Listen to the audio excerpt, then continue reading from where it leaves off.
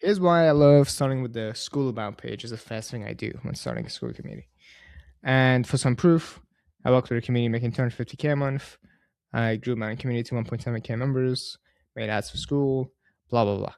I love starting with this about page because it sets the tone for everything else I'm going to do. It sets the tone for what I'm going to do in the back end in terms of the courses that I'm going to make. And, I've talked to a lot of people, and the people that I see actually stick it out are the people that kind of put it in front of people.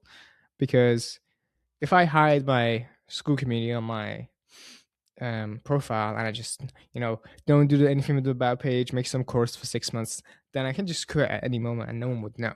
And I think making it public on your profile and putting the about page up there kind of almost keeps you accountable because you don't want to just put something out there to put something out there, right?